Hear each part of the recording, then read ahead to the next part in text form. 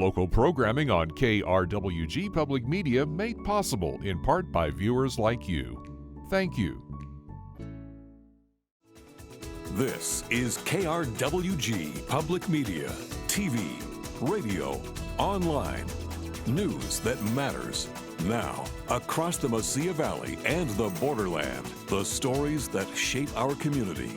From the KRWG Broadcast Center at New Mexico State University, this is Newsmakers. Welcome to Newsmakers. I'm Jonny Coker. In today's episode, we'll be taking a look at Las Cruces' first publicly funded guaranteed basic income program, as well as other issues facing the city. I'm joined by Las Cruces City Councilor Johana Bencomo. Johana, thanks so much for joining us today. Thanks for having me, Jonny. So, just for an overview of people who might not know, what is guaranteed basic income and what does it aim to provide? Yes, thank you. First of all, thank you for having us on to talk about this important issue. I'm a huge advocate of guaranteed basic income and have been since I first heard about it several years ago. Essentially, guaranteed basic income really is a program that is trying to turn our welfare system on its head, right? We have had anti-poverty measures in this country for decades that frankly are not working and are not serving the families of this country who are stuck in this cycle of poverty. And guaranteed basic income really believes in trusting people with their own money, trusting that people know how to take care of their families first and foremost, and it provides a guaranteed monthly income to low-income families with no strings attached, because we believe that, again, it is up to government and organizations working with low to moderate income families that we trust them, that we trust that they know what to do best for their families. Mm-hmm. And the city is working with Jardin de los Niños, the Community Action Agency of Southern New Mexico, and FYI Plus, this coalition of nonprofits to distribute these funds. What does the city's role look like within that? Yes, so because the city of Las Cruces got about $24 million of ARPA money, the American Rescue Plan Act, for COVID relief, we decided to spend half of that and inject it directly back into the community through community organization partners in the community that the city has worked with for a really long time. And when we went out and called for proposals for projects, we got so many from so many great organizations. And these three organizations partnered together to submit a guaranteed basic income proposal to the city, and it was overwhelmingly supported by the committee, and it was funded at $1.7 million. And so really the role the city is playing is a partner in this project, but it's up to these three organizations to really run the project, select the participants, do the research. I don't know if they've told you, but they also got commitment from the Kellogg Foundation to do the research component of it. And so I'm really excited for the end of this program to come and for them to tell us, look, this is everything we have found. These are the incredible data points that we have found, and share it back to us as policymakers, but also to our statewide policymakers and even hopefully our congressional delegation. And I believe the nonprofits are also involved with NMSU, the Crimson Research Program. Yes. To you, what is a successful GBI program going to look like? What are those data points going to look like in a perfect world? At the end of the day, we're not reinventing any wheels with the program here locally. When I first started looking into guaranteed basic income, I found an organization called Mayors for Guaranteed Basic Income. And there was like a handful of mayors and cities that were doing GBI. This was, 4 years ago, seriously, a handful. Now I looked at it this morning and it's over 100 programs now, 100 cities and even counties that have decided to jump into this project and really give it a try. Really try to say, look, we're trying something new for families who are struggling with poverty. And so for me, looking at some of these pilot programs that have been done in the past, some that have been incredibly successful, like one of the originators in Stockton, California, that I think we actually have a lot in common with. It's really looking at, for me, I think a successful one would give us data around how did families spend that money. A lot of the data has already shown that people are spending it on, home bills, utilities, clothing, groceries, things like fixing up their vehicles or fixing up things that have, that's happening with their homes, anything like that. So for me, it would be both like very specific data points on how that money was used. But I also I think one of the biggest points of this and that would make it really successful is also anecdotal data. Like, what are the stories coming out of the program that we can share with our community about what this meant to families? You know, the $1.7 million going to these nonprofits for this program, they are federal funds coming from the American Rescue Plan Act. But in my reporting, I've run into critics like, where's this money going to come from after this, or what happens when the funds run out, type of thing. So what's your answer to that? One, it's a pilot program, right? I think what was great about the ARPA funding was that we knew it was a one-time thing. We knew that this money would help us do bold things. There was this great quote I read through the National League of Cities once that said, cities can be a laboratory for change. And really at the city municipal level, we can try all of these things that can be pivotal for policymaking, not only at the local level, but state and wider. And so for me, I like to remind people that one, this is a pilot program, but two, if we want something to be successful, you invest in it, just like anything else at the city. And so there are plenty of funding sources that don't have to be only public dollars, though I would argue that government should play a big role in anti-poverty policymaking. That includes funding GBI pilots and beyond pilots, right? But for example, that organization I'm talking about, Mayors for Guaranteed Basic Income, there's a ton of funding opportunities through them. We would just need our mayor to sign up to that and say, yeah, I'm invested in learning more about this and understanding more about what GBI means for my city. So I will be speaking to our new mayor about that and hopefully encouraging him to sign on so that we can get access to those funding opportunities. But I tell critics this as well. Last year in April, March, when the police chief came to us and said, I need 18 new officers and 18 new vehicles, nobody said, where's the money going to come from? We just said, yeah, if that's what we need, let's invest in that. Public safety is important. Well, I'm asking for the same thing. Is anti-poverty programming important to the city? And if it is, in my belief it is, then we should invest in it. Absolutely. And you said you're going to talk to Mayor Enriquez about this. What do you expect the outcome to be, or do you expect any certain outcome?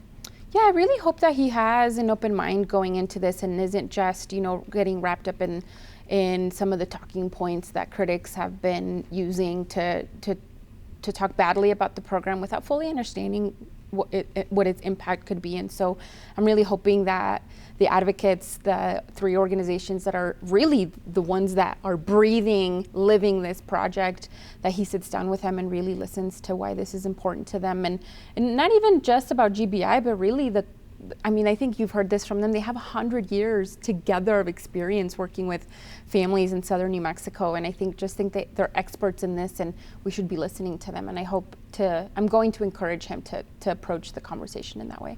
In my reporting, this has been a controversial subject. It's definitely garnered a lot of criticism, and a lot of people don't like the idea of their money going to, people that are living in poverty, or for the money just to be used on whatever rather than, being allocated for something specific like food stamps. Yeah. And in previous conversations with you, you said you want this type of program to turn the idea of social safety nets on their head. So what's your response to those people? What is your response to those people? Yeah, that's a great question. I've been giving this a lot of thought because that's often what I hear as well. And we've been having a big conversation at City Council around many different kinds of issues like speeding on streets and pedestrian safety. And it's sort of impossible to legislate our neighbors caring about each other. And for me, this is sort of the epitome of that. I think I really would hope that people understand that if I'm doing well, but my neighbor isn't doing well, then we as a community are not doing well. And that programs like this that are bold and innovative are really trying to solve a problem. We're not trying to create problems. We're actually really invested in solving a problem that has far long existed. And clearly, what we have right now is not working. Telling families that they have to prove they're worthy in order to qualify for things like SNAP and TANF or housing vouchers is not working. That is just not how it works. And this kind of programming says, let's provide you services. One, let's return dignity and trust back to this process, and let's allow you to ensure that your family can thrive the best way you want it to thrive. And I just want to place that trust back in each other. And so that would be, I'm going to try to focus a lot less on the naysayers of this and try to focus a lot more on the people who are genuinely curious to learn more about it, because I think there's a lot more folks that are interested in solutions, have a solution-focused mindset than those that are not. Do you think that in a perfect world we wouldn't have SNAP, we wouldn't have housing vouchers, and instead we just had guaranteed basic income for people? What is your take on that? Yeah, I think we're far away from that, but honestly, yes. Quite frankly, aspirationally, yes, that we are providing guaranteed jobs and guaranteed income to families, especially those that are struggling the most, and saying, look, we want to play a role in helping you escape or interrupt this cycle of poverty. Right now in Las Cruces, we're having a big conversation as a city around safety, around community safety and crime. And for me, I would love to live in a utopia and community where there is no crime. And in order for us to do that, it's not about investing in more enforcement. The safest communities are the communities with the most resources. In order for us to have crime-free communities, we need healthy, thriving communities where the members of those communities have their needs met. And GBI, I feel like, is one way to meet people's needs. And in your ideal world, after this pilot program, this 18-month pilot program, what's next? What's next for guaranteed basic income in the city of Las Cruces? Goodness, that's a great question. I'm going to try to take it one step at a time. I think in supporting the advocates for what they need right now, those three organizations are doing an incredible job. And for me as a city councilor, I think my role is to really lift up their work, is to support them in whatever they want, to do things, to come to platforms like this to speak on this important issue and try to change hearts and minds, because I think ultimately that's what will get us the support we need. And I'm hoping that as data starts coming out with the local program, that people can really start looking at it and be challenged by what it's telling us. And for me as well, I could also be challenged at the end of this, right? But to really look at the data and say, how are we better prepared to make public policy around poverty? Johana Bencomo is City Councilor for Las Cruces' 4th District. Johana, thank you so much for being with us here today. Thank you so much. Up next, we have the CEO of the nonprofit Jardin de los Niños to talk about their work on the Guaranteed Basic Income program, as well as other services they're involved with. That's all up next, so stay with us.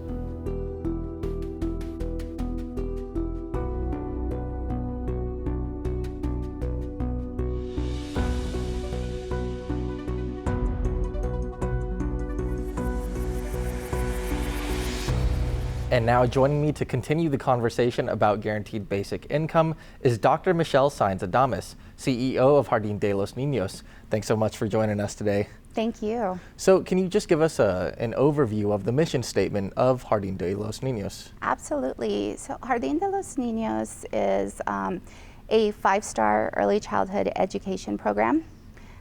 We have been serving the Las Cruces community for 28 years. And we are a designated trauma-informed care center designated by the New Mexico Association for Infant Mental Health.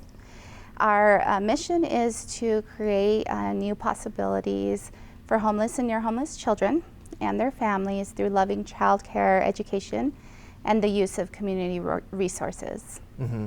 And New Mexico has one of the highest poverty rates and one of the highest childhood poverty rates. What does that do to the overall development of a child? Well, when children live in poverty, often they experience developmental delays. So if their family is unable to provide them with healthy meals, for example, or a place to sleep that is consistent, or a routine that's consistent, often children experience developmental delays, whether it's a speech delay, whether it's gross, fine motor skills. And when you think about the overall well-being of children, you think about their social emotional well-being, their physical well-being, living in poverty really does impact the whole child.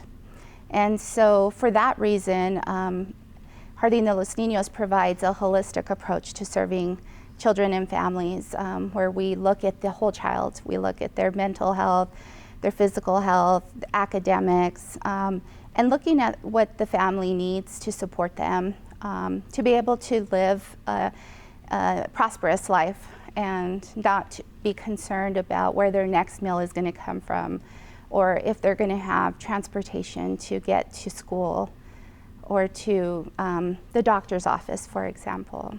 And I want to talk about the Family Prosperity Program that Jardin de los Niños is engaged in along with the Community Action Agency of Southern New Mexico, as well as FYI Plus. Can you give me an overview of that program and y'all's role in it? Absolutely. So as you mentioned, it is a collaboration between Community Action Agency of Southern New Mexico, Families and Youth Innovations Plus, and Jardin de los Niños.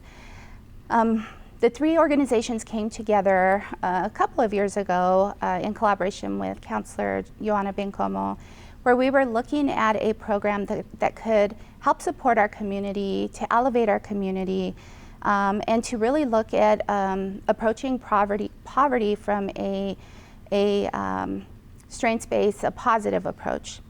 And the three organizations together have piloted a study in Hatch, where we had our pilot group, and we were able to provide support, cash support, to the approximately 12 families.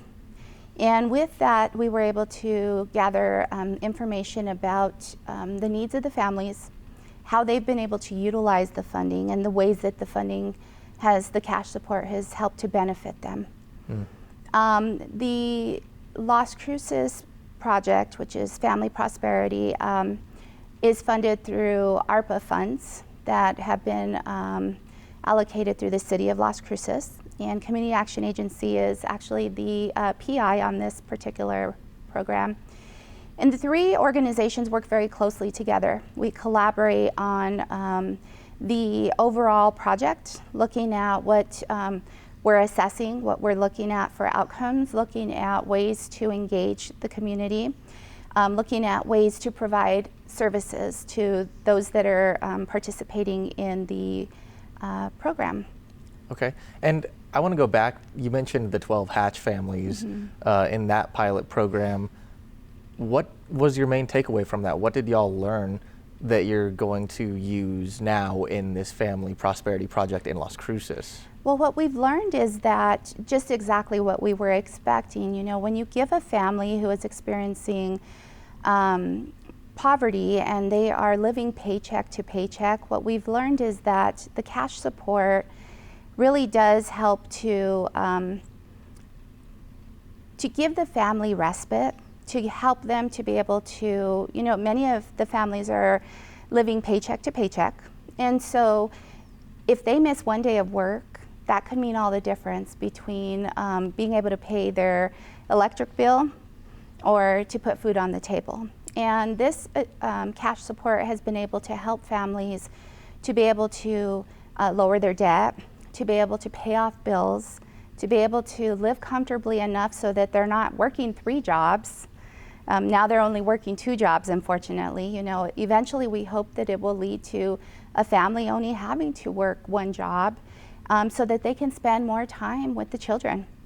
And so this cash support program, the pilot, really did help us to see how overall it's helped parents to their mental health, their overall well-being. When they're not worried about how they're going to pay the bills or how they're going to put food on the table, they can give their children and the family more attention to whether it's homework, whether it's going to the park, whether it's spending more time just engaging in family activities. And that's really what helps the overall well-being of our families. It really does help to enhance their lived experience. So y'all are working with the New Mexico State University Crimson Research Program. how are y'all working with them? What metrics are they measuring in terms of these programs, and what does the success look like? What is the success going to look like at the end of the 18 months of cash payments? Sure. So the Crimson research team is our outside evaluator. And so they are the team that supports us with collecting all of the data, analyzing the data, and also providing guidance on just ways to enhance our delivery and service delivery, or the way we're delivering the monthly, because the families will be meeting with our teams, the 3 teams. We have designated staff who will meet with each of the participants and providing them with guidance, providing them with support if they need support on where to find certain resources and so forth. So it is through the support of Crimson Research that we're able to aggregate the data, where we're able to analyze the data, and also provide the outcomes. And really the outcomes that we're looking at is we're really hoping to understand more how this cash support is benefiting our community, our families. What are they able to use this money for? What are they using the money to support them with? Is it to pay bills? Is it to go back to school? Is it so that they don't have to work 3 jobs? Is it that it's helped them to now go see the doctor if they haven't been able to? And so we are looking at overall well-being. Overall well-being in our state, the state of New Mexico, is a really big factor that we see ourselves often be at the lowest level in the state of New Mexico. And so when we can support the community by impacting education outcomes, employment outcomes, overall well-being, overall health, and wellness, then I think that will help us to see greater success in our community. It benefits the entire community. And how were families chosen out of the community for this program? What were the criteria and what were y'all looking for? So we actually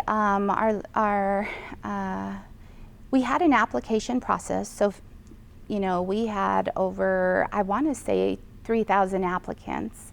And there is a criteria that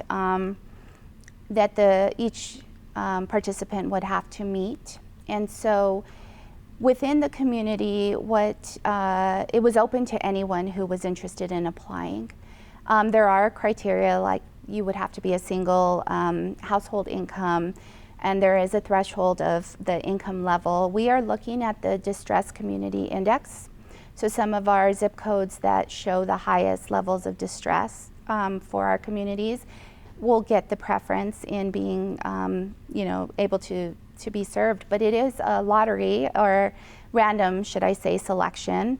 So everything is randomized, and the Crimson Research team actually supported us with that piece where it's just, if you get selected, then you are called upon to see if meet all the rest of the criteria, and then if you do meet the criteria and you agree to join the program, then that's where you start. In my reporting for this, there was definitely some controversy, or some people that found the idea of guaranteed basic income controversial because they felt like their funds were being misused in this way from an economic standpoint. Sure. What is your response to that? When you consider the amount of cash support that a family is receiving a month, $500 is what they would receive. To consider that something that would, really impact a family in considering, for some, I heard many say, well, many are going to not want to work. A family is not going to quit their job. A mother or father will not quit their job to receive $500 cash income when they're just making it off of 2 or 3 jobs, right? What I would say to someone is that if we're going to impact the overall well-being of our community, we have to really invest in our community. And we have to trust that our families know what's best for their immediate family. if it means that they need to be able to pay the bills, you know, if one month their electric bill is higher than the other, but they don't have that funding source, then they're not able to keep the lights on for their family. That in and of itself impacts the overall well-being of our children and our families. To say that it doesn't support, you know, the community, and that it's, you know, you mentioned, you know, irresponsible, and there are so many ways that we can, help our community. And what I say about GBI is that there's proven research that it does help to elevate families out of poverty. There's ways that it's helped to moms and dads to go back to school, to get an education or a certificate so that they can get a higher paying job. There's ways that it's helped families to not have to take out loans that are gonna never be able to be paid off. You know, there is proven research that tells us that it has impacted the overall well-being of families. And so for that reason, we believe that this program is going to help us to see poverty through a new lens and to be able to understand ways that we can better serve our community. Dr. Michelle Saenz-Adames is the CEO of Jardin de los Niños. Dr. Michelle Saenz-Adames, thanks so much for joining us on the program today. Thank you. That's our time for now. Join us this week on KRWG Radio. Every weekday it's morning edition, 5 to 9, fresh air at 11, followed by Here and Now, noon to 2. And all things considered 4 to 7. KRWG News is always online at krwg.org. And we'd like to hear from you. You can email us with story ideas and video submissions. The address is feedback@nmsu.edu. For all of us at KRWG News, I'm Jonny Coker. Have a great week, and we'll see you next time on Newsmakers.